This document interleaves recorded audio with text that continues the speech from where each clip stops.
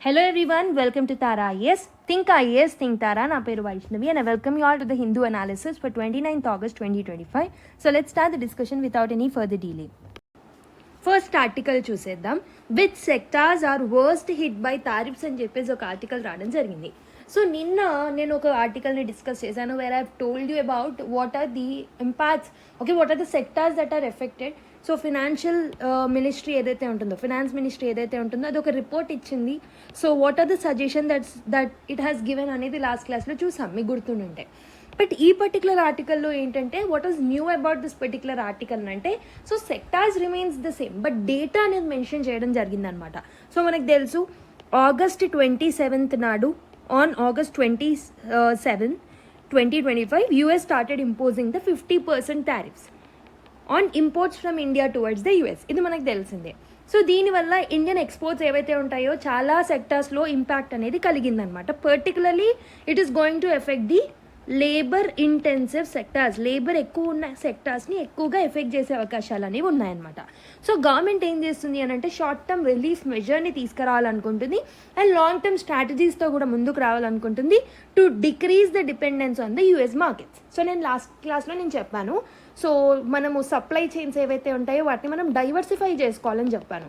So ఎందుకు excessive dependence on one country will lead to this kind of problems. Okay country మీద మనం ఎక్కువ depend అవుతే ఆ కంట్రీకి మనకి రిలేషన్స్ ట్రైన్లోకి వచ్చినా because of any other reasons ఆ కంట్రీ మనకి మన ఎక్స్పోర్ట్స్ని తీసుకోలేకపోయినా అప్పుడు మనకే ప్రాబ్లం అనేది కలుగుతుందన్నమాట. So how is the impact measured? 3 మెట్రిక్స్లో మనము ఈ ఇంపాక్ట్ని మెజర్ చేయొచ్చు. What are those 3 metrics based on which we can measure the impact అని అంటే, first one is export value. So ఒక పర్టికులర్ సెక్టర్ యొక్క ఎక్స్పోర్ట్ వాల్యూ ఎంత, how much Indian exports are there with respect to particular sector in absolute terms. Absolute టర్మ్స్లో ఆ particular product యొక్క export value ఎంత అనేది చూస్తాం. Second thing that will look at is share of US in total exports. ఆ particular సెక్టార్లో total ఎక్స్పోర్ట్స్లో ఎంత పర్సెంటేజ్ అనేది చూస్తాం. I explain you. సో నేను వన్స్ ఎక్స్ప్లెయిన్ చేస్తే మీకు అర్థమవుతుంది ఈ కాన్సెప్ట్ ఏందో.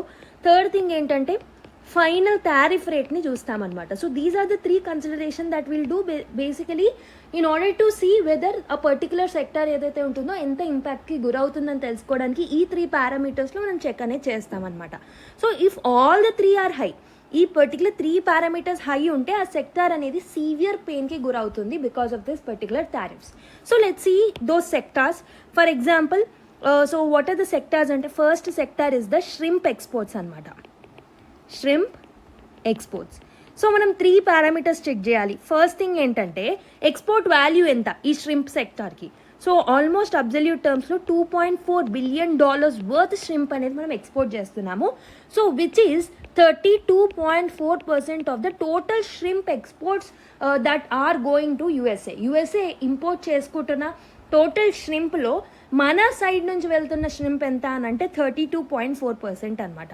So the tariff initially was only 10%, but ఇప్పుడు ఎక్స్ట్రా 50%ని విధించడంతో ఈ ష్రింప్ సెక్టార్ మీద ఉన్న టారిఫ్స్ కాస్త 60%కి ఇంక్రీజ్ అవ్వడం జరుగుతుందన్నమాట. సో ఇప్పుడు ఈ 60% టారిఫ్స్ వల్ల ఇమీడియట్ ఇంపాక్ట్ అనేది ఉంటుంది. సో మెయిన్లీ ష్రింప్ ఎక్కడి నుంచి ఎక్స్పోర్ట్ అవుతుంది అని అంటే మన ఇండియాలో ఉన్న ఆంధ్రప్రదేశ్ రీజన్ నుంచి. సో ఆంధ్రప్రదేశ్ ష్రింప్ ప్రైజెస్ అనేవి it will fall because of this particular exports అనేవి తగ్గడం వల్ల they will fall in the India. Okay, so ఈ particular shrimp sector of Andhra Pradesh అనేది it's the one which gets impacted because of this shrimp exports tariffs. Okay, and also second important thing that we have to see is diamonds, gold and jewellery. So these are the 3 other things that we export to USA అనమాట.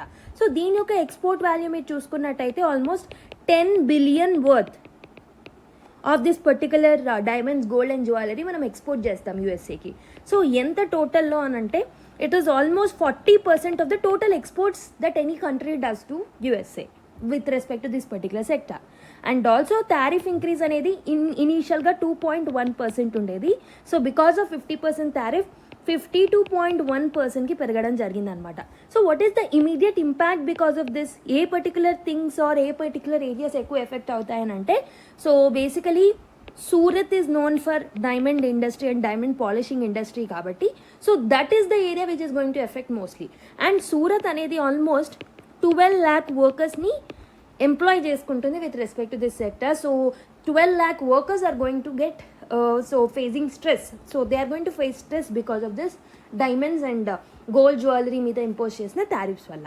So these are the first two sectors that are mentioned in the article. Now let's go to the another sector. So ఈ 3 parameters మీదనే మిగతావి కూడా మనం check చేద్దాం. So the third sector is textiles and apparels అన్నమాట. Textiles and apparels. So textiles and apparel యొక్క export value మీరు చూసుకున్నట్టయితే almost $10.8 billion. Okay, so if you look at only apparel అనేది ఆల్మోస్ట్ $5.4 billion అనమాట. Okay, and if you look at the total share of this particular textiles and apparels from India, that is 35% of total exports that any country does to USA. Okay, and tariff ఎంత increase అయిందంటే ఇనిషియల్గా 13.9% ఉండేది because of 50% additional tariff. So ఇప్పుడు ఏమైంది 63.9%కి పెరగడం జరిగింది. So దీనివల్ల ఎలాంటి ఇంపాక్ట్ ఉంటుంది, ఇమీడియట్ ఇంపాక్ట్ ఎక్కడ ఉంటుంది అని అంటే, so mainly it is in the areas of Tiruppur exporters ఎవరైతే ఉన్నారో because of the tariff increase they are going to get affected. Like along with them Noida, Gurugram area, Ludhiana is famous for yarn and fabric products అనమాట, అది కూడా effect అవబోతుంది. And బెంగళూరులో ఉన్న producers కూడా effect అవబోతున్నారు because of this textiles and apparels మీద పెరిగే టారిఫ్ వల్ల. Now let's look at the fourth sector, that is carpet యొక్క టోటల్ ఎక్స్పోర్ట్ వాల్యూ ఎంత అనంటే, సో అబ్జల్యూట్ టర్మ్స్లో మీరు చూసుకున్నట్టయితే so it is almost $1.2 billion అనమాట, విచ్ ఇస్ టోటల్ కార్పెట్ ఎక్స్పోర్ట్స్లో ఆర్ ఇంపోర్ట్స్లో for US 58.6% is coming from India అనమాట. సో టారిఫ్ ఇంక్రీజ్ ఎంత అవుతుంది ఇక్కడ అంటే 2.9% ఉండేది with 50% additional tariff, so 52.9%కి increase అవుతుంది అనమాట. సో ఇలా కార్పెట్ ఇండస్ట్రీ ఏదైతే ఉంటుందో అది కూడా ఎఫెక్ట్ అవుతుంది ఇండియాకి సంబంధించి. అండ్ సెవరల్ ఇండస్ట్రీస్ ఉన్నాయి, they are severely going to get affected. So what are those severely going to get affected sectors అంటే handicrafts, leather, shoes, furniture, okay, bedding and agriculture products. Agri products లో mainly మనకి so basmati rice, spices, tea, pulses, sesame ఇవేవైతే ఉన్నాయో these are the products which are going to get so more affected because of this exports. Okay, but ఇవన్నీ ఏంటంటే ఇప్పుడు మనం చూసినవి textiles, apparel, carpets, diamond, gold, handicrafts and also shrimp ఏవైతే ఉన్నాయో these are the areas where impact is very very higher. Okay, but there are few areas which are moderately going to get affected. So let me write it over here. So there are some sectors which are having only modest impact, not full impact. So అందులో వచ్చేసి first ఇది organic chemicals అనమాట. So organic chemicals మీరు చూసుకున్నట్టయితే so $2.7 billion worth exports మనం చేస్తాము. So $2.7 billion worth. So that is 13.2% of the total exports that we do. So దీని మీద వచ్చేసి 4% నుంచి 54% టారిఫ్ ఇంక్రీజ్ అవ్వడం జరిగింది అనమాట. ఓకే, సో నెక్స్ట్ వచ్చేసి మోడెస్ట్ ఇంపాక్ట్ ఎక్కడ ఉంటుంది అని అంటే మెటల్స్ మీద, like steel, aluminium and copper. So వీటి యొక్క ఎక్స్పోర్ట్ వాల్యూ ఎంత అని అంటే, so the export value of steel, aluminium and copper is almost $4.7 billion అనమాట. That is total exports low towards the USA 17% is contributed by Indian sector. So what is the impact is, so though US anedi it's not largest buyer of the metals from India, so konni small and medium exporters evaraithe unnaro mainly Delhi NCR region lo engineering belt evaraithe unnaro, so vallu they may face some job losses. And coming to another modest impacted sector is third one is machinery and mechanical appliances. So దీని యొక్క total export value ఎంత అంటే $6.7 billion. So total ఎక్స్పోర్ట్లో 20% contributed from it. So దీనివల్ల వచ్చే impact ఏంటి అని అంటే డిమాండ్ అనేది తగ్గే అవకాశాలు ఉంటుంది because of this tariff imposition. Okay, and so these are the impact. So basically మనం మోడరేట్లీ ఇంపాక్టెడ్ సెక్టార్స్ ఏమున్నాయి చూసాము, అండ్ నార్మల్ ఇంపాక్టెడ్ సెక్టార్స్ ఏవైతే ఉన్నాయి, లైక్ ఎక్కువగా ఇంపాక్ట్ అయ్యే సెక్టార్స్ ఏవి ఉన్నాయనేది చూసాము, రైట్. సో ఈ పర్టికులర్ సెక్టార్స్ అనేవి బేసిక్గా ఇంపాక్ట్ అవుతున్నాయి. So there are some sectors which are going to hit hard and there are few sectors which are going to have a moderate impact. But what is the government response? So government అనేది it is trying to come up with short term measures and also long term strategies and medium term స్ట్రాటజీస్తో ముందుకు రావాలనుకుంటుంది. So basically short term measures ఏంటి అని అంటే multi ministry plan అనేది తీసుకురాబోతున్నారు అనమాట. So multiple ministries are going to plan this particular thing to ease the export pain. And medium term measures and long term మెజర్స్లో భాగంగా we are going to promote swadeshi and vocal to local strategies. అంటే మన యొక్క vocal to local and మన యొక్క self Reliance ఏదైతే ఉంటుందో ప్రొడక్షన్లో దాన్ని మనం ప్రమోట్ చేయబోతున్నాం. అండ్ దీంతో పాటు we are going to diversify our products or export destinations. Okay, and we are going to use a measure called as FTAs, right, free trade అగ్రిమెంట్స్ని మనం యూజ్ చేసుకోబోతున్నాం with other countries. And also RBI told that RBI Governor Sanjay Malhotra has assured assistance to the government that if any assistance కావాలి అన్నా మేము ఇస్తామని చెప్పేసి RBI governor కూడా so చెప్పడం జరిగిందనమాట. So this is about the editorial that we have seen. But ఇంకొక article అనేది ఉండింది. సో ఫ్రంట్ పేజ్లో let's look at that. So that is this article, US officials calls conflict in Ukraine's Modi's war అని చెప్పేసి బేసిక్గా అనడం జరిగిందనమాట. సో ఇక్కడ ఒక పొలిటికల్ యాంగిల్లో ఈ ఆర్టికల్ రావడం జరిగింది. So basically the tariffs are linked to India purchase of Russian oil, మనకు తెలిసిందే. సో రష్యన్ ఆయిల్ని మనం పర్చేస్ చేస్తున్నామని చెప్పేసి మన మీద additional penalty tariffs of 25% impose చేయడం మనం చూస్తున్నాం. Okay, so Trump administration is imposing almost 25% secondary sanctions అని చెప్పొచ్చు, in addition to 25% tariffs that they earlier has imposed on India.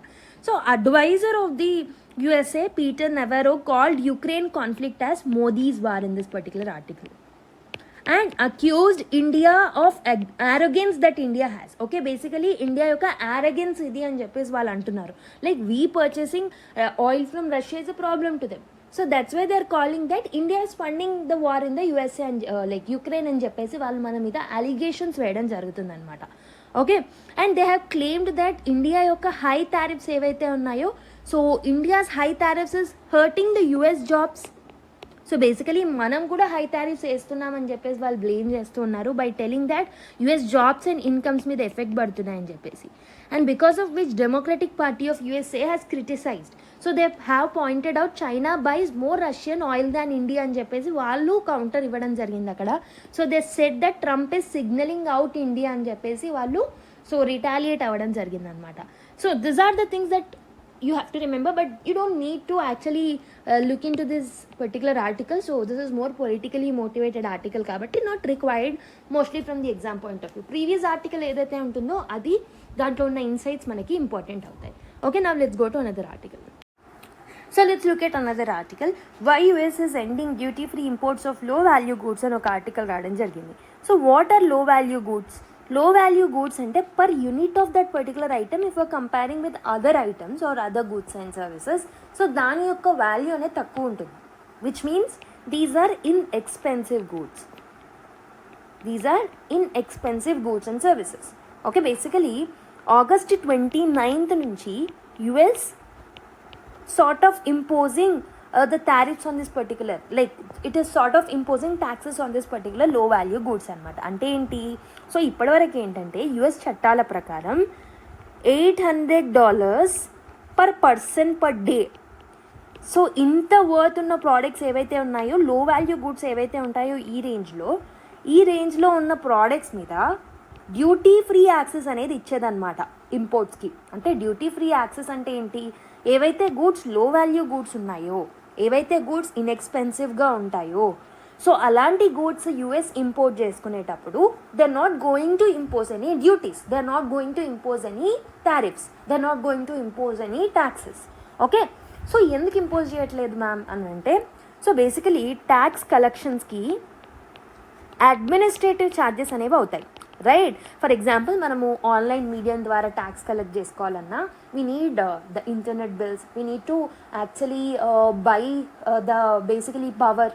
ఇలాంటి different charges and administrative charges human resource ఎవరైతే దాంట్లో participate చేస్తున్నారో we need to pay them. So వీటన్నిటికీ cost అనేది ఉంటుంది. For example let me tell you, ఒక 2 rupees గూడ్ ఉంది అనుకుందాం. ఓకే, సో లెట్స్ ఇమాజిన్ ఒక పర్టికులర్ గూడ్ ప్రైస్ ఇస్ ₹2. దీని మీద ట్యాక్స్ ఇంపోజ్ చేస్తే సో ఆ ట్యాక్స్ని కలెక్ట్ చేసే అడ్మినిస్ట్రేటివ్ కాస్ట్ ఎంత అవుతుందంటే ఫర్ ఎగ్జాంపుల్ ₹5 అవుతుంది అనుకుందాం. ఓకే, సో ఫర్ ఎగ్జాంపుల్ దీని మీద 2 రూపీస్ మనము ట్యాక్స్ ఇంపోజ్ చేసినా సో మనకి ఇక్కడ 5 రూపీస్ నష్టం అనేది జరుగుతుంది, ఓన్లీ 2 రూపీస్ గెయిన్ అవుతున్నాం. అంటే నెట్ నష్టం ఎంత వస్తుంది గవర్నమెంట్కి? 3 రూపీస్ నష్టం అనేది వస్తుంది అనమాట. ఓకే, సో ఒక 2 రూపీస్ ప్రోడక్ట్ మీద మనం 2 రూపీస్ ట్యాక్స్ ఇంపోజ్ చేసినప్పుడు సో దాన్ని కలెక్ట్ చేసుకోవడానికి కావాల్సిన అడ్మినిస్ట్రేటివ్ ఛార్జెస్ ఎంత అవుతున్నాయి? ₹5 రూపీస్ అవుతున్నాయి. సో అంటే నెట్ లాస్ అనేది ఎంత అవుతుంది గవర్నమెంట్కి? 1 రూపీ. సో 3 రూపీస్ నష్టం అనేది జరుగుతుంది అనమాట. అంటే 3 రూపీస్ ఎక్స్ట్రా ఖర్చు పెట్టుకోవాల్సి వస్తుంది. అందుకే చాలా కంట్రీస్ ఏం చేస్తాయంటే లో వాల్యూ గూడ్స్ మీద సో బేసికలీ టారిఫ్స్ అనేవి వేయరనమాట. ఓకే, సో దీన్నే మనం ఏమంటామనంటే ది మినిమిస్ ఎగ్జెంప్షన్ అని చెప్పేసి అంటూ ఉంటారు. Okay, these are too small to be trifled with. Okay, లాటిన్లో మనం ఏమంటామంటే లాటిన్ యొక్క ట్రాన్స్లేషన్ ఏంటంటే these are the goods which are very small to be trifled with. These are the goods which are very small that we cannot tax them. ఎందుకంటే దానికి కావాల్సిన administrative charges ఎక్కువ అవుతాయి. సో ఇక్కడ ట్రంప్ అడ్మినిస్ట్రేషన్ ఏంటి అని అంటే they have come up with certain kind of criteria for actually classifying the low value goods. Trump administration కాదు, ముందు నుంచే చట్టాలలో ఇది మెన్షన్ చేసింది. బట్ ట్రంప్ అడ్మినిస్ట్రేషన్ ఇప్పుడు ఏం చేస్తుందంటే ఈ లో వాల్యూ గూడ్స్ మీద కూడా మేము ఛార్జ్ చేస్తాం. ఈ లో వాల్యూ గూడ్స్ ఏవైతే మేము ఇంపోర్ట్ చేసుకుంటున్నామో వాటి మీద కూడా ట్యాక్సెస్ వేస్తాం, ఎందుకంటే మా యొక్క డొమెస్టిక్ ఇండస్ట్రీస్ మాకు ఇంపార్టెంట్ అని చెప్పేసి ట్రంప్ గవర్నమెంట్ అంటుందన్నమాట. Okay, so that is going to restart from August 29. So దీనివల్ల ఎలాంటి సెక్టార్స్ ఎక్కువ ఇంపాక్ట్ అవుతాయి? Textile sectors, toys, cosmetics, electronic accessories ఏవైతే ఉంటాయో అవి. Okay, so and also mainly ఈ కామర్స్ ప్లేయర్స్ ఎవరైతే ఉన్నారో ఫర్ ఎగ్జాంపుల్ టేము, షేన్ లాంటివి ఎక్కువ ఎఫెక్ట్ అవుతాయి అనమాట because of this imposition of the tariffs. ఈ పాలసీ షిఫ్ట్ అనేది ట్రేడ్ డెఫిసిట్ ఏదైతే ఉంటుందో ఎస్పెషలీ USA లాంటి కంట్రీస్ చైనాతో ఉన్న ట్రేడ్ డెఫిసిట్ని కంట్రోల్ చేయడానికి, IP థెఫ్ట్ని కంట్రోల్ చేయడానికి, కౌంటర్ఫీట్ గూడ్స్ని డంప్ కాకుండా ఆపడానికి ఇలాంటి మెజర్స్ని ట్రంప్ గవర్నమెంట్ తీసుకురావాలనుకుంటుంది అనమాట. So what is this de minimis exemption? Let me tell you once again. ఈ మినిమిస్ ఎగ్జామ్షన్ అనేది ఆర్ డి మినిమిస్ రెగ్యులేషన్ అనేది సో దీని ఆరిజిన్ ఎక్కడుంది అని అంటే 1930లో US government has come up with a tariff act under section 321. So దీంట్లో దీని గురించి మెన్షన్ చేశారు. దీంట్లో ఒక మినిమం ఒక మానిటరీ వాల్యూ ఇచ్చి ఆ మినిమం క్రైటీరియాని పెట్టి వాటిని లో వాల్యూ గూడ్స్గా కన్సిడర్ చేసినప్పుడు ఆ లో వాల్యూ గూడ్స్ మీద టారిఫ్స్ వేయకూడదు అని చెప్పేసి టారిఫ్ యాక్ట్లో మెన్షన్ చేయడం జరిగిందనమాట. So initially this was allowed tourist to send souvenirs home without the taxes. So టూరిస్టులు ఎవరైతే ఉన్నారో వాళ్ళ ప్రోడక్ట్స్ని చిన్న లో వాల్యూ గూడ్స్ని కొన్నప్పుడు సో వాళ్ళ హోమ్ కంట్రీకి పంపించేటప్పుడు వాళ్ళ మీద ఎలాంటి ట్యాక్సెస్ ఇంపోజ్ చేసేవాళ్ళు కాదు. ఇనీషియల్గా దానికోసం ఈ చట్టాన్ని తీసుకొచ్చారు. బట్ 1990స్లో ఏమైంది అని అంటే లేటర్ సో దిస్ పర్టికులర్ యాక్ట్ని అమెండ్ చేసి ట్రేడ్ ఫెసిలిటేషన్ టూల్గా దీన్ని యూజ్ చేసుకొని సో లోవర్ వాల్యూ గూడ్స్ మీద టారిఫ్స్ అనేది ఇంపోజ్ చేయకూడదు అని చెప్పేసి ఒక రూల్ని తీసుకురావడం జరిగింది. And this was expanded in 2016. Okay, so basically ఇనీషియల్గా $200 వర్త్ ఉండే దాన్ని మనం $800 పర్ పర్సన్ పర్ డే అనేది మనము ఇంక్రీజ్ చేసుకోవడం జరిగింది. దాని యొక్క థ్రెషోల్డ్ దాని యొక్క ఇంటెన్సిటీని యాంప్లిఫై చేసుకోవడం జరిగిందనమాట. So now more goods are eligible under this particular act. Okay, so దానివల్ల ఏమవుతుంది అని అంటే ఏవైతే ఇంపోర్ట్ అవుతున్నాయో పార్సల్స్ ద్వారా చిన్నగా ఇంపోర్ట్ అవుతున్నాయో వేరే కంట్రీస్ నుంచి USAలోకి అవి పెరగడం జరిగిందనమాట. దీనివల్ల ఏమవుతుంది? US is telling that almost 4 million de minimis పార్సల్స్ని మేము ఒక్కరోజు రిసీవ్ చేసుకుంటున్నాం అండర్ దిస్ ప్రిన్సిపల్స్ అని చెప్పేసి US చెప్పడం జరుగుతుంది. దీనివల్ల ఇంపోర్ట్స్ అనేవి పెరిగాయి. ఆల్మోస్ట్ 2015లో ఇది ఎక్స్పాండ్ చేయకముందు 134 మిలియన్ ఉంటే ఈ పర్టికులర్ పార్సల్స్ ఇంపోర్ట్ అనేది నౌ 2024కి వచ్చేసరికి this has increased to 1.3 billions అని చెప్పడం జరిగిందనమాట. ఓకే, సో ఈ పర్టికులర్ ప్రాబ్లం వల్లనే మేము ఇప్పుడు డ్యూటీ ఫ్రీ యాక్సెస్ని ఇవ్వము అని చెప్పేసి వాళ్ళు డిక్లేర్ చేయడం జరిగిందనమాట. Okay, so this is a problem. I hope you have understood the dots, you have connected that particular dots, you have understood the concept well. Okay, అయితే ఈ పర్టికులర్ థింగ్ ఏదైతే ఉందో, ఈ డ్యూటీ ఫ్రీ యాక్సెస్ అనేది cut down చేయడం మే 2025 నుంచే China మీదే impose చేయడం జరిగింది. But now from August 29th this is going to be imposed on another countries also. So ఈ పర్టికులర్ బ్యాన్ ఆర్ ఈ particular duty free access cut down ఏదైతే ఉంటుందో దాన్ని వేరే కంట్రీస్కి కూడా ఎక్స్పాండ్ చేయడం జరిగిందనమాట. అయితే ఇంకొక ఇంపార్టెంట్ మెజర్స్ ఈ పర్టికులర్ సిచ్యువేషన్లో ఇంకొక ఇంపార్టెంట్ మెజర్ కూడా వాళ్ళు తీసుకున్నారు. 2019లో పోస్టల్ డీల్ని తీసుకొచ్చారు. So according to postal deal US has pushed the universal postal union. So basically universal postal union అనే ఒక అథారిటీ ఏదైతే ఉంటుందో యూఎస్ఏలో, సో వాళ్ళకి ఒక ఆదేశం ఇవ్వడం జరిగింది యూఎస్ గవర్నమెంట్. ఏమని చెప్పారు 2019లో, పోస్టల్ రేట్స్ ఏవైతే ఉంటాయో వాటిని మీరు పెంచండి. సో తక్కువగా ఉండడం వల్ల China is actually utilising this opportunity and it is jumping the products అని చెప్పేసి వాళ్ళు అనడం జరిగిందనమాట. సో దానివల్ల యూఎస్లో ఉన్న డొమెస్టిక్ బిజినెసెస్ ఏవైతే ఉన్నాయో వాటి మీద ఎఫెక్ట్ పడుతుంది అన్న ఉద్దేశంతో వాళ్ళు చెప్పారు. ఓకే, సో బట్ ఇక్కడ ఏమవుతుంది, the problem that will happen by expanding to other countries is, so US యొక్క సిటిజన్స్ ఎవరైతే ఉన్నారో వాళ్ళకి గూడ్స్ అనేవి చాలా హెవీ ప్రైజెస్లో అండ్ హెఫ్టీ ప్రైజెస్లో లభిస్తాయి ఇప్పుడు. So lower value goods are the one, so daily యూస్కి, okay, so fast moving consumable goods ఉంటాయి. అలాంటి వాటి యొక్క డిమాండ్ ఎక్కువగా ఉంటుంది బేసిక్గా మనం బేసిక్ నీడ్స్ని మనం ఫుల్ఫిల్ చేసుకోవడానికి. But now as the price increases that will hurt the purchasing power of the US citizens only. That is the problem that may be faced by the US citizens.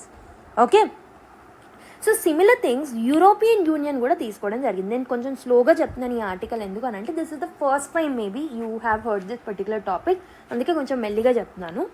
European Union ఏదైతే ఉంటుందో European Union కూడా similar measures తీసుకోవడం జరిగిందనమాట. So they have proposed the handling fees. ఈ individual imports ఏవైతే ఉంటాయో, so the direct individual imports that comes from another countries to European Union ఏవైతే ఉంటాయో వాటి మీద హ్యాండ్లింగ్ ఛార్జెస్ని ఇంక్రీజ్ చేయడం జరిగిందనమాట. సో డేంజరస్ గూడ్స్ అనేవి వాళ్ళ కంట్రీలో డంప్ కాకుండా ఉండడానికి ఈ మెజర్ని తీసుకున్నామని వాళ్ళు చెప్తున్నారు. అండ్ ఆల్సో మార్కెట్ డిస్టార్షన్ని కంట్రోల్ చేయడానికి, ప్రివెంట్ చేయడానికి కూడా మేము ఈ పర్టికులర్ స్టెప్ని తీసుకుంటున్నామని వాళ్ళు చెప్పడం జరిగిందనమాట.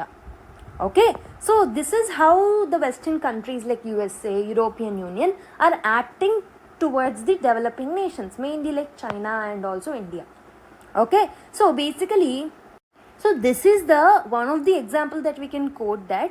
So post-war trade order ఏదైతే ఉంటుందో which is led by WTO, World Trade Organizations లాంటి ఇంపార్టెంట్ డీల్స్ ఏవైతే వాళ్ళు తీసుకురావాలో, ఇంపార్టెంట్ రోల్ అండ్ ఫంక్షన్స్ వాళ్ళు ఏదైతే సో వ్యవహరించాలో వాళ్ళ యొక్క క్యాపబిలిటీ అనేది తగ్గిపోతుందని చెప్పొచ్చు. So countries are taking their own actions against the WTO rules. So that will definitely hurt the welfare of the people of US only. Okay, so according to NBER study, so వాళ్ళు చెప్పిన దాని ప్రకారం ఈ particular postal services మీద ఎక్కువ amount of ఛార్జెస్ని విధించడం వల్ల so almost $11 to $13 billion నష్టం అనేది జరుగుతుంది. లైక్ ఓవరాల్ నష్టం అనేది ఎంత జరుగుతుంది యుఎస్ఏకే అని చెప్పేసి వాళ్ళు చెప్పడం జరిగిందనమాట. Okay, so these are the measures which showcases the protectionist measures. Okay, and these are against so called globalisation, so called privatisation. These are against all of this. So protectionist measures అనేవి పెరుగుతున్నాయని చెప్పడానికి this is one such example that you can quote in your mains answers. Okay, so I hope you understand this article. కొంచెం మెల్లిగా చెప్పాను so that you'll understand this topic. So లో value goods అంటే ఏంటి, ఎందుకు మనం తక్కువ ట్యాక్సెస్ని ఇంపోజ్ చేస్తాం, అసలు ట్యాక్సెస్ కొన్ని కంట్రీస్లో ఎందుకు ఇంపోజ్ చేయరు, సో ఇప్పుడు తీసుకొచ్చిన మూవ్ వల్ల ఎలాంటి ఇష్యూస్ వస్తాయి, సో చైనా ఎలా బెనిఫిట్ అయింది, ఇవన్నీ అర్థమయ్యాయని నేను అనుకుంటున్నాను. నా let's go to another one. So next article, should states be compensated for revenue loss from GST reforms అని చెప్పేసి ఒక ఆర్టికల్ రాయడం జరిగింది. సో మనకు తెలుసు ఇండిపెండెన్స్ డే రోజు Prime Minister Narendra Modi garu has announce the next generation GST reforms. So so basically మన దగ్గర ఉన్న complexity of the different things like 2%, 5%, 18%, 28% ఇలా డిఫరెంట్ ట్యాక్స్ స్లాబ్స్ అనేవి ఉన్నాయి. వాటిని కట్ డౌన్ చేసి మోస్ట్ ఆఫ్ ద ప్రోడక్ట్స్ని 5% అండ్ 18% బ్రాకెట్లోకి తీసుకురావాలనుకుంటున్నారు. అండ్ సిన్ గుడ్స్కి మాత్రం 40% ఇంపోజ్ చేయాలనుకుంటుంది. మనం లాస్ట్ క్లాసెస్లో చూసాం. But what is the concern ఏంటంటే ఇలా సో తక్కువ బ్రాకెట్లోకి తీసుకురావడం వల్ల ట్యాక్స్ కలెక్షన్ అనేది తగ్గుతుంది. దీనివల్ల సెంటర్ స్టేట్స్కి ఇవ్వాల్సి వచ్చిన సో సెంటర్ స్టేట్స్కి డిస్బర్స్ చేయాల్సిన బడ్జెట్ ఏదైతే ఉంటుందో దాని మీద ప్రభావం అనేది చూస్తాం, అంటే తగ్గడం చూస్తాం. సో దీనివల్ల ఏమవుతుంది అని అంటే సో స్టేట్స్ రెవెన్యూ లాస్ని ఫేస్ చేస్తాయి.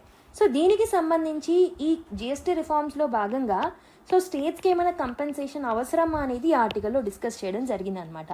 సో ఆల్మోస్ట్ 60,000 నుంచి 1 lakh crore per year అంటే total 0.3% of GDP so loss అవుతుంది because of the GST reforms that are going to takes place. Okay, and revenue loss అనేది it's not a permanent thing. Higher tax ఏదైతే ఉంటుందో 40% on the luxury and in goods will definitely offset lower rates అనేవి. So basically GST cut down చేయడం వల్ల, rationalise చేయడం వల్ల products యొక్క cost తగ్గుతుంది, లోవర్ రేట్స్ అనేవి వస్తాయి.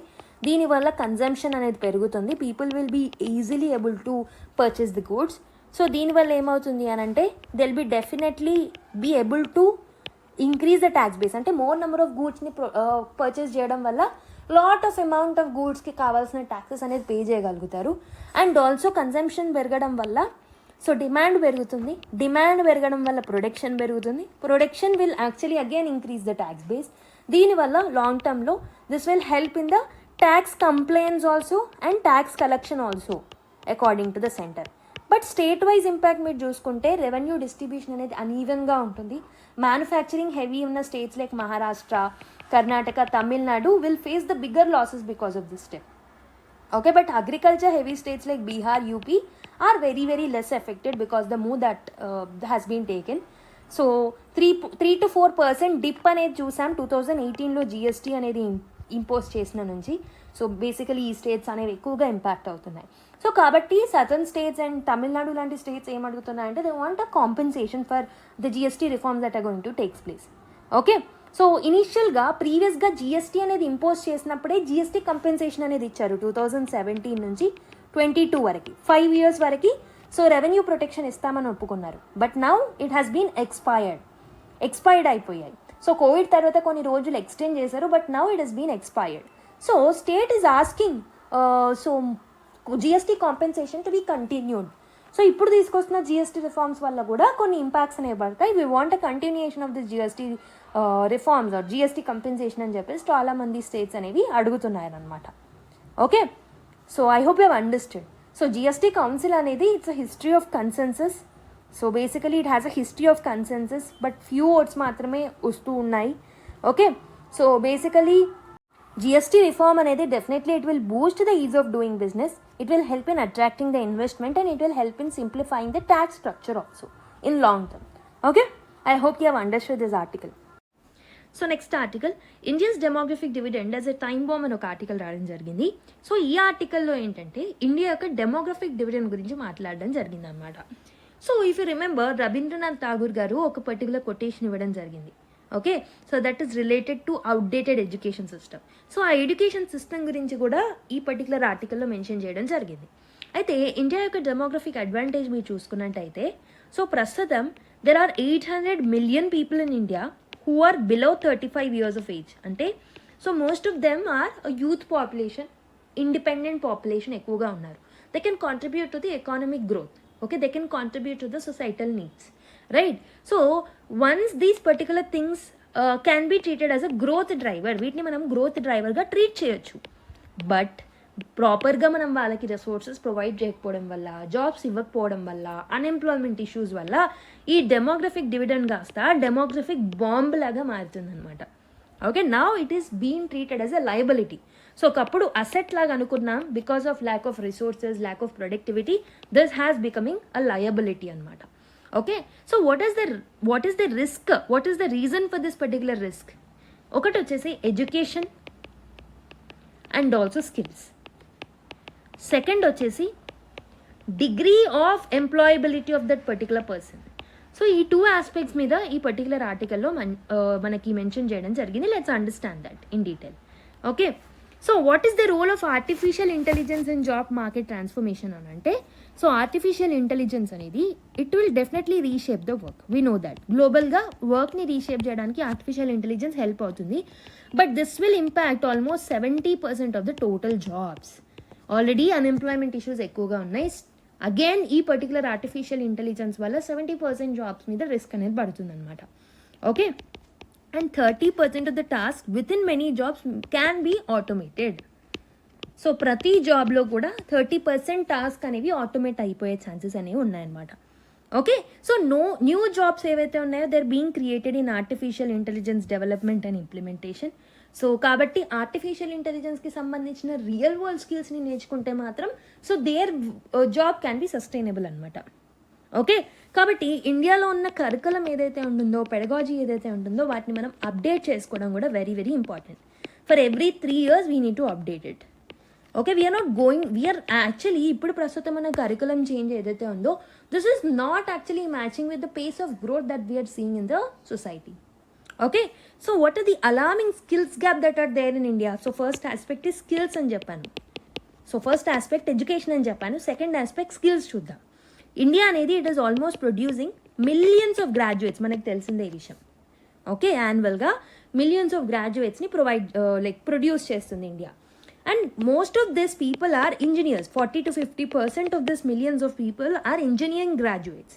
Okay, so but they have not been placed in jobs over the past decade. Last 10 years నుంచి ఇంతమంది బయటికి వస్తున్నా కానీ they are not getting proper jobs, proper employment అనేది రావట్లేదు. And 61% of the higher education leaders ఎవరైతే ఉన్నారో సో దీస్ అగ్రీ దట్ కరికులా అనేది వాళ్ళ యొక్క స్టడీ కరికులం అనేది that is not getting aligned with job market needs అని చెప్పేసి వాళ్ళు కంప్లైంట్ చేయడం జరుగుతుంది. అంటే ఎడ్యుకేషన్లో ఉన్న కరికులం ఏదైతే ఉంటుందో that is not in favor with the job market. So that is creating the gap anamata. Okay, so basically the early onset of this problem starts from high school. High స్కూల్లో career awareness crisis అనేది ఏర్పడుతుంది. అంటే career awareness ఉండట్లేదు చాలామందికి. So Mindler career awareness survey ప్రకారం 93% students ఎవరైతే ఉన్నారో who are between class 8 to class 12 so they know only 7 career options in India. And modern economy వచ్చేసి 20,000+ కెరీర్ పాత్స్ని ప్రొవైడ్ చేస్తుంది. And most of us also don't know what are the different type of careers that exist. Only 8 to 12 మాత్రమే మనం కూడా name చేయగలుగుతాం, not only the 10th or 9th standard students.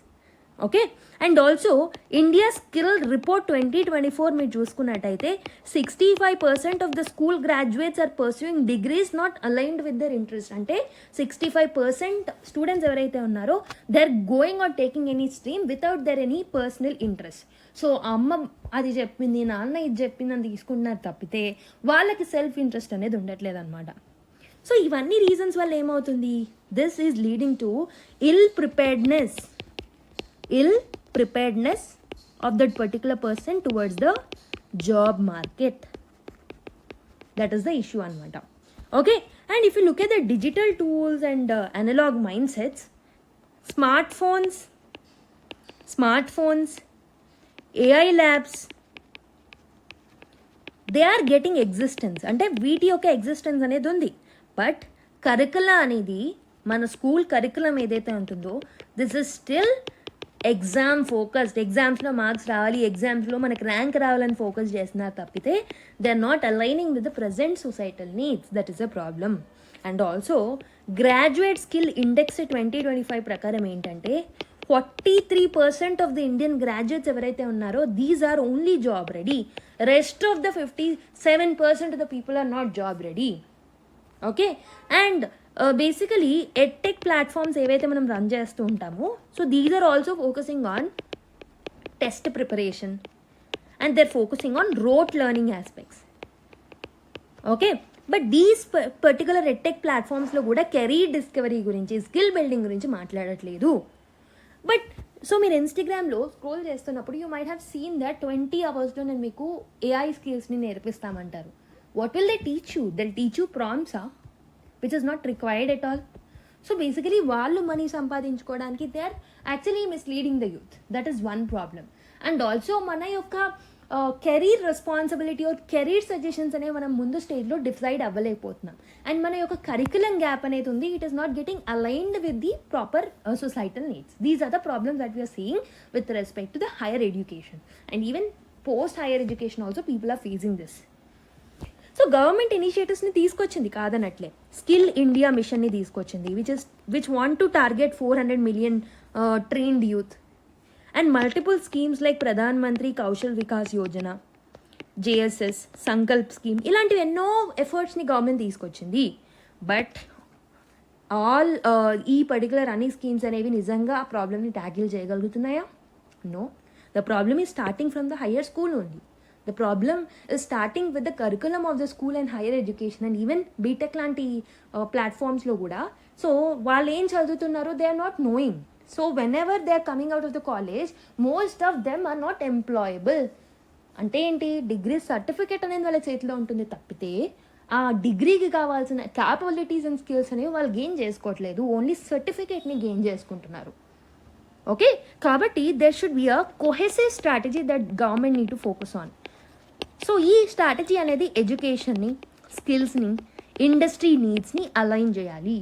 So job సెట్కి కావాల్సిన qualities ఏవైతే ఉన్నాయో so high school నుంచి వాళ్ళకి నేర్పించడం మొదలు పెట్టాలి, rather than focusing on rote learning, rather than focusing on exam outcomes. Okay, so ఈ పర్టికులర్ డెమోగ్రఫిక్ డివిడెండ్ అనే ఈ స్టేజ్ ఏదైతే ఉంటుందో దీన్ని మనం ప్రాపర్గా యూటిలైజ్ చేసుకోలేకపోతే this will definitely lead to a disaster. This will definitely become a liable. The population will definitely become a liability to India. So unemployability, disillusioned youth ఎవరైతే ఉన్నారో they may trigger the social unrest, they may decrease the capability of the social capital. So the warning that is given by author in this article ఏంటంటే education అనేది ఎంప్లాయబిలిటీతో match అవ్వకపోతే that will lead to a destabilisation of the society అని చెప్పేసి ఇక్కడ author warn చేయడం జరుగుతుంది. Okay, so ఈ పర్టికులర్ ప్రాబ్లమ్ని మనము అడ్రస్ చేయాల్సిన అవసరం అయితే ఉంది. So what is the core message of this article అంటే India must prepare youth for the jobs of the future and not for the past.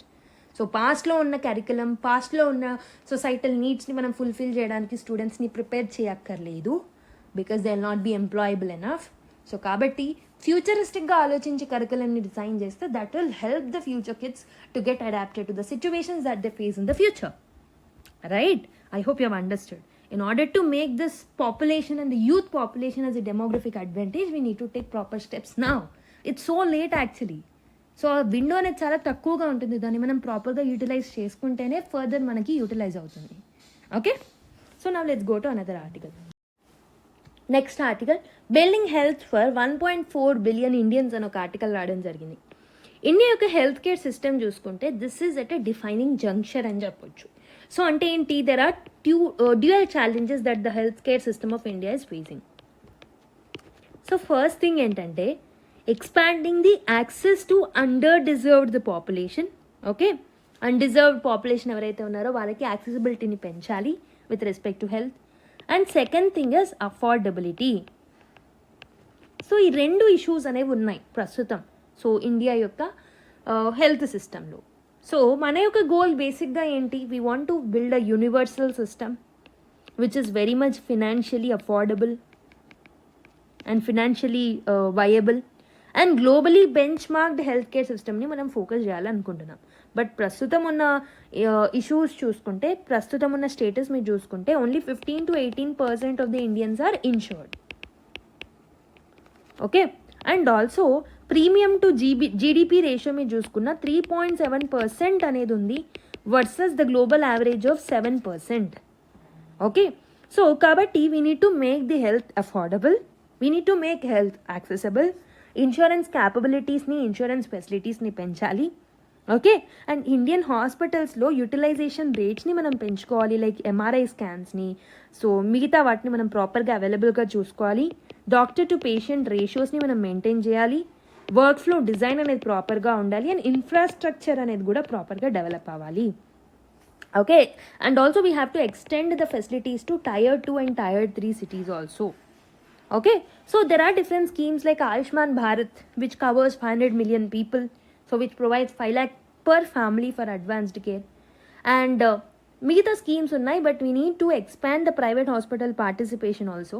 So basically ఇక్కడ ఇవే పాయింట్స్, ఇంతకన్నా ఎక్కువగా మనకి ఇందులో మెన్షన్ చేసలేదు. So one point is Punjab study.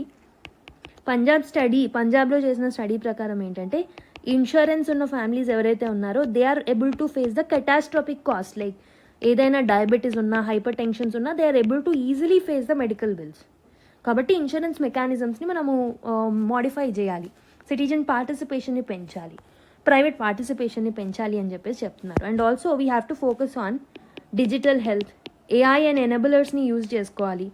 అంటే so basically sepsis లాంటివి డిటెక్ట్ చేయడానికి, డయాగ్నోసిస్కి అండ్ ఆల్సో కన్సల్టేషన్స్ని పెంచుకోవడానికి ఆర్టిఫిషియల్ ఇంటెలిజెన్స్ని, డిజిటల్ టూల్స్ని యూజ్ చేసుకోవాలని చెప్తున్నారు. And Ayushman Bharat digital mission లాంటివి కూడా మనము ఎక్స్పాండ్ చేయాల్సిన అవసరం అయితే ఉంది. Okay, and there are some environmental factors like pollution వల్ల కూడా మనకి ఇష్యూస్ అనేవి ఉన్నాయి, వాటిని కూడా ఇన్సూరెన్స్ ప్రీమియంలో మనం యాడ్ చేసుకోవాలి. Okay, so what is the core message of this article ఏంటంటే, హెల్త్ కేర్ సిస్టమ్ అనేది ఒక ప్రివిలేజ్ లాగా కాకుండా యూనివర్సల్ రైట్ లాగా మనం మార్చాలి. సో దానికోసం insurance expansion, efficient scaling, preventive care, technology adoption, regulatory clarity and sustainable investment అనేది అవసరం. అండ్ దానికోసం public private partnership is also a need of hour అని చెప్తున్నారు. కానీ ఇక్కడ ఉన్న insights okay UPSC point of వ్యూలో, but the one who is writing is from Apollo hospitals group అనమాట. So we know there are these kind of hospitals are the one who are the reasons for అన్అఫోర్డబిలిటీ of the health cost. So mostly ఈ articles ఏంటంటే self interest and self motivated articles అనమాట. సో ఇక్కడ మనకి ఎంతైతే రిలవెంటో అంతే పిక్ చేసుకుంటే better. So the gist of the article ఏంటంటే technology adoption and public private partnerships along with the insurances, ఈ 3 ఆస్పెక్ట్స్ మీద మనం ఫోకస్ చేయాలి whenever we're writing with respect to health related answers.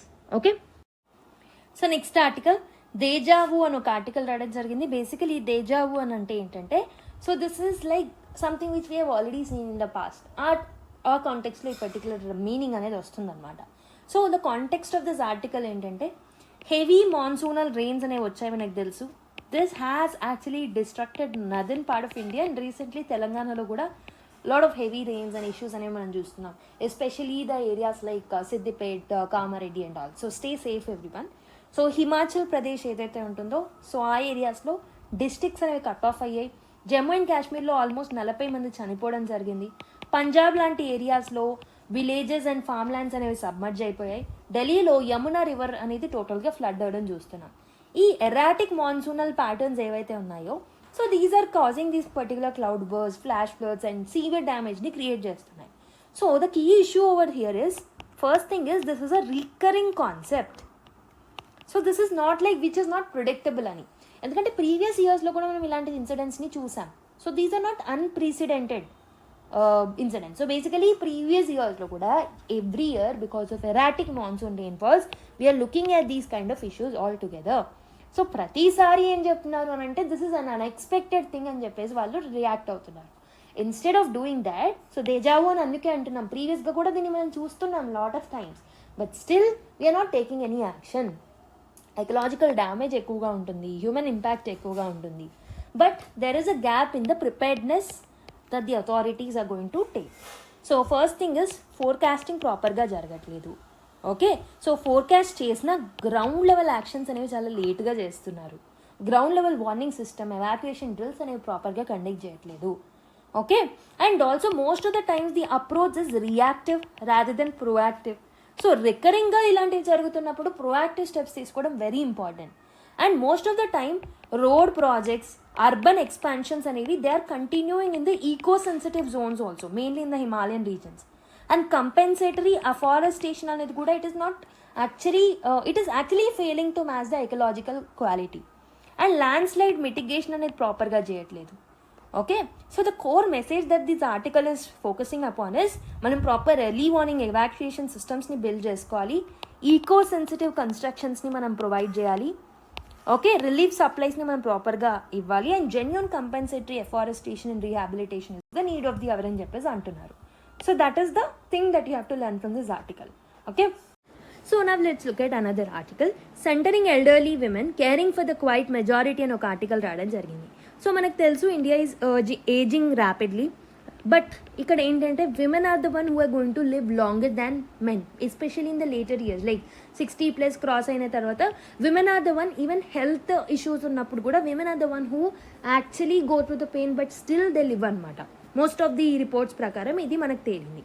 Okay, so and India యొక్క ageing report 2023 ఏం చెప్తుంది అని అంటే, సో ఆల్మోస్ట్ 60+ క్రాస్ అయిన వాళ్ళు ఎవరైతే ఉంటారో, so they constitute 20%, they will constitute 20% by 2050. అంటే India's ageing population and senior citizens of India are increasing, and also more number of women are going to be in this particular bracket. Okay, and ఈ particular ఆర్టికల్లో ఏం చేశారు అని అంటే, they have spoken about the challenges that elderly women's health will face. Okay, basically elderly women ఎవరైతే ఉంటారో వాళ్ళు face చేసే హెల్త్ ఛాలెంజెస్ గురించి దీంట్లో మెన్షన్ చేయడం జరిగిందనమాట. ఫస్ట్ థింగ్ వచ్చేసి సొసైటల్ పర్సెప్షన్స్. సో సొసైటీ ఎలా లైక్ వాళ్ళ యొక్క పర్సెప్షన్స్ ఎలా ఉంటాయి అని అంటే, ఎల్డర్లీ విమెన్ ఎవరైతే ఉంటారో, so they are often treated as a passive dependence. వాళ్ళని డిపెండెన్స్గా ట్రీట్ చేయడం జరుగుతుంది, rather than individuals who have a distinct needs. Okay, and also women prioritises family health over the own health. అందుకే వాళ్ళకి ఎక్కువగా problems అనేవి వస్తూ ఉంటాయి. సో విమెన్ ఎప్పుడు వాళ్ళ హెల్త్ కన్నా ఎక్కువగా ఫ్యామిలీ హెల్త్ మీద కాన్సన్ట్రేట్ చేస్తూ ఉంటారు. That is a problem. కానీ అక్కడ వాళ్ళు గుర్తుపెట్టుకోవాల్సింది ఏంటంటే, women's health will be helpful for the families health, for improving the families health. That is another point that you can remember. And ఇంకొకటి ఏంటంటే, there is a social determinants that are mentioned in this article with respect to health. ఒకటి వచ్చేసి డిటర్మినెంట్స్లో health seeking behaviour depends on access to information. So వాళ్ళకి ఎంత access ఉంది ఇన్ఫర్మేషన్కి అని చెప్పేసి, access to care and access to quality service will actually lead to health seeking behaviour అనమాట in the women. And also there are some socio cultural believes, demographic issues and also economic status ఏవైతే ఉన్నాయో, that is also putting some kind of pressures on women health.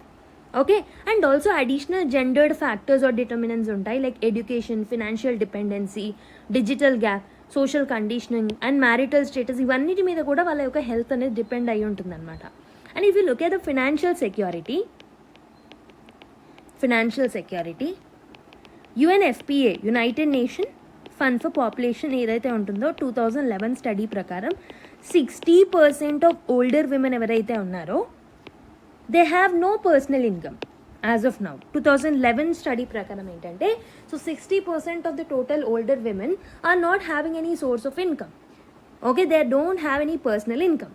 And also less than 20% are able to pay their own medical bills.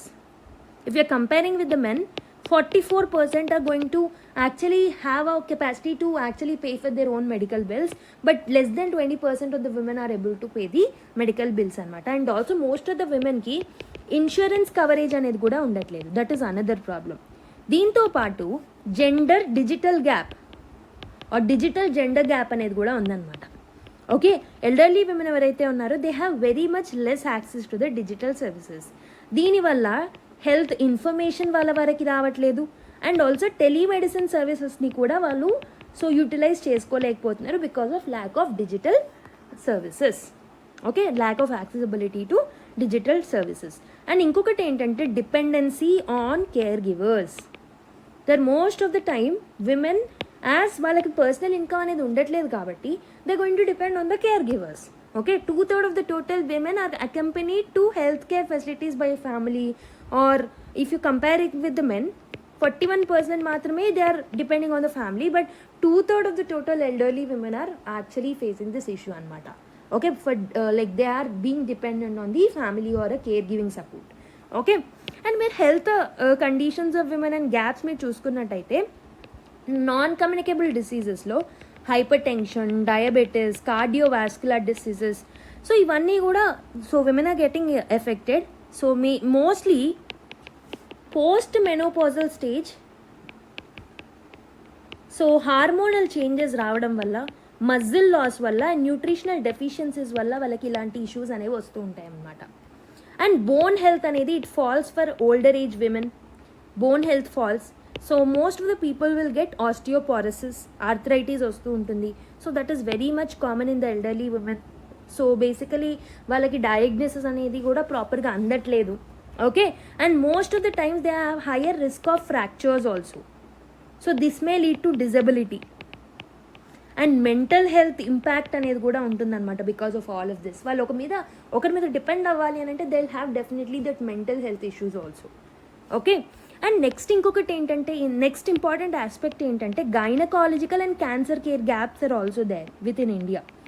So gynaecological gaps ఏవైతే ఉన్నాయో, so post reproductive health care అనేది neglect చేయడం వల్ల, so post reproduction neglect చేయడం వల్ల health కేర్ని, so they will have a high risk of the cancers of breast. Okay, cervix cancer వచ్చే అవకాశాలు ఉంటాయి, ఓవరీస్, యూటెరస్. సో ఇవన్నీ so basically they will be very detected very late. ఆ particular areas అనేవి ఎక్కువగా డిస్టర్బ్ అయ్యే chances ఉంటాయి. And 50% of the cases in the post menopausal women are having the breast cancers అనమాట. టైమ్లీ ట్రీట్మెంట్ లేకపోవడం వల్ల that will risk their particular life. And cervical cancers వచ్చే అవకాశాలు ఉంటాయి, ఒవేరియన్ క్యాన్సర్స్ వచ్చే అవకాశాలు ఉంటాయి. దీంతోపాటు neuro degenerative and cognitive decline అనేది కూడా చూస్తూ ఉంటాం. సో బేసికలీ బ్రెయిన్ ఫాగ్ లాంటివి వస్తూ ఉంటాయి, ఆల్జైమర్స్ అండ్ డిమెన్షియా లాంటి ప్రాబ్లమ్స్ వస్తూ ఉంటాయి సో ఓల్డర్ ఏజ్లో. Okay, that is another problem. And mental health issues చూస్తూ ఉంటాం విమెన్లో మనము. So basically because of lot of anxiety and depression that they already face, basically women ఎక్కువ ఫేస్ చేస్తూ ఉంటారు. So especially our mother generations ఎవరైతే ఉంటారో వాళ్ళు. సో ఓన్లీ దానివల్ల లేటర్ ఇయర్స్లో only 1 out of 10 elderly women can show up the depressive symptoms, but they feel that particular symptoms inside. So బయటికి కనపడవు, but still they are facing these kind of issues. But there are few positive aspects also. Elderly women are engaging in family. Elderly women will engage in community networks కాబట్టి loneliness అనేది తక్కువగా ఉంటుంది కొంచెం if you are comparing. And physical activities ఉంటే that will be a positive habit for them. So walking, yoga లాంటివి చేస్తే బాగుంటుంది early age నుంచే. So this has to be a hobby. And also వాళ్ళకి ఎక్స్ట్రా హాబీస్ అనేవి ఉండాలి so that they will not think about any other thing. Okay, and educate చేయడం వల్ల కూడా దే విల్ బీ ఇంప్రూవ్డ్, వాళ్ళ కేర్ అనేది అందుతుంది. ఓకే, పబ్లిక్ అండ్ ప్రైవేట్ ఫెసిలిటీస్ని పెంచాలి with respect to their care. So what are the policy recommendations that are given in this particular article అంటే మనం ఒక inclusive and gender sensitive health సిస్టమ్స్ని మనము తీసుకురావాల్సిన అవసరం అయితే ఉందన్నమాట. అండ్ ఆల్సో విమెన్ యొక్క లైఫ్ పాత్ని మనం అక్నాలెడ్జ్ చేయాలి. So rather than treating them as a passive recipients, we need to treat them as a individual who require some kind of things. Okay, and we have to increase early screenings. And also we have to continuously test them and also detect NCDs and cancers ఏమైనా ఉంటే ముందుగానే detect చేయాలి. వాళ్ళని insurance కవరేజ్లోకి తీసుకురావాలి, financial ఇండిపెండెన్స్ని తీసుకురావాలి వాళ్ళకి. And mental health and digital access programmes అనేవి very important. So we have to focus on preventive, affordable and continuous care for the elderly women. Okay, so the gist of this article ఏంటంటే 20% of the elderly women ఎవరైతే ఉన్నారో so they are not able to pay their medical bills and 1 out of the 10 are having some depressive symptoms and women receive very less health care spending కాబట్టి so it's the high time that we need to focus on women health because 20% of the total senior citizens by 2050 are going to be elderly people. And elderly people lo kuda most of the contribution is from the women kabatti we need to increase the accessibility of healthcare to them. So that is the pressing need of the hour today.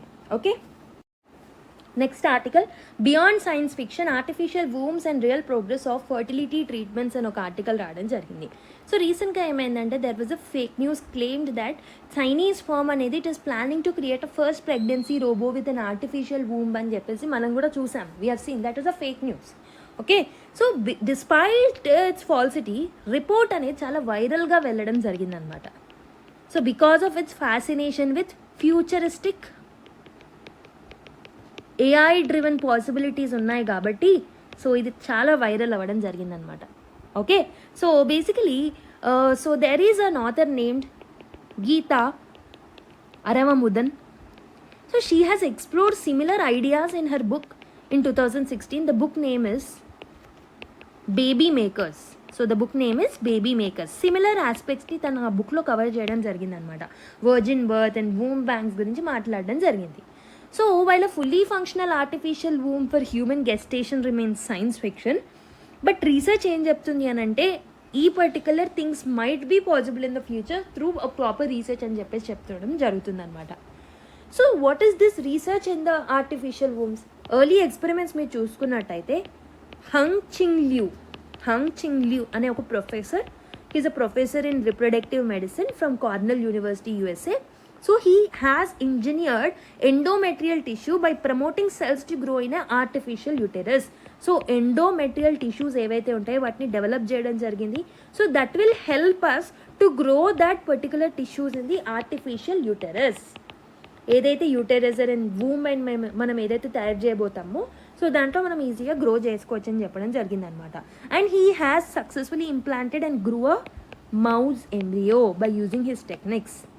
Okay, దీని through artificial వూమ్స్ని create చేయడం జరిగింది using the cultured cells from the women వూమ్స్లో ఉన్న cultured సెల్స్ని pick చేసి artificial వూమ్స్ని ఇతను తయారు చేయడం జరిగింది అనమాట. ఓకే, సో బట్ ఎక్స్పెరిమెంట్ అనేది హాల్ట్ అయింది. సో బేసికలీ అప్పుడున్న రెగ్యులేషన్స్ని బట్టి పర్టికులర్ రీసెర్చ్ని ఆపేయడం జరిగిందనమాట. Okay, but there are some other research also. జపాన్లో మనకి goat foetus has been grown in prototype wombs. So goat యొక్క ఫీటస్ని గ్రో చేయడం జరిగింది ఆర్టిఫిషియల్ వూమ్స్లో. ఆస్ట్రేలియాలో కూడా మనకి సో ఆర్టిఫిషియల్ వూమ్ అనేది సక్సెస్ఫుల్గా యూజ్ చేయడం జరిగింది to nurture the lifes of the sharks. So ఇలా లాట్ ఆఫ్ ఎక్స్పెరిమెంట్స్ మనం చూస్తూనే ఉంటామన్నమాట సో న్యూస్లో.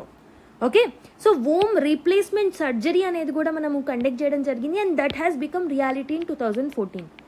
సో ఎర్లీ కేసెస్ మీరు చూసుకుంటే 5 women from Sweden and 11 from UK with some womb donated by the mothers were able to take that artificial wombs అనమాట. womb replacement surgery అనేది possible అయింది in 2014. And women యొక్క womb transplant తర్వాత first baby 2014లో స్వీడన్లో పుట్టడం జరిగిందనమాట. ఆ తర్వాత నుంచి ఆల్మోస్ట్ 135+ ట్రాన్స్ప్లాంట్స్ అనేవి జరిగాయి after womb has been donated or womb has been replaced. Okay, ఇండియాలో కూడా గ్యాలక్సీ కేర్ హాస్పిటల్ అనేది ఉంది. It has successfully delivered babies from uterine transplants తర్వాత so it was able to successfully delivered the babies అనమాట.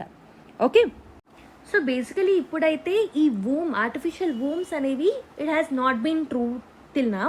But ఏంటంటే ఈ artificial wombs లేవు కానీ సో వూమ్ ట్రాన్స్ప్లాంటేషన్ అనేది we're doing it now. So usage is an example womb transplantation and futuristic artificial wombs ఏవైతే ఉన్నాయో వాటి గురించి మీరు మెన్షన్ చేయొచ్చు while writing the answers related to biotechnology applications and with respect to other technologies మీరు దీన్ని mention చేయొచ్చు. Okay, so next one so on the edict trail అని చెప్పేసి ఫ్రైడే మ్యాగజైన్లో ఈ పర్టికులర్ ఆర్టికల్ రావడం జరిగింది. So of the Hindu news paper only. So basically edict project ఏదైతే ఉంటుందో this is something which is mention in this article.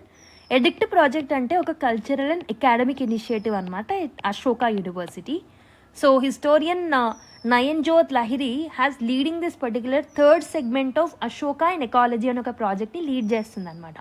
So why does Ashoka matters? So he's a Mauryan emperor, we know, and he is one of the greatest rulers, we know that. So and he is famous for the vast empire. I'm sorry, really sorry for the background noise.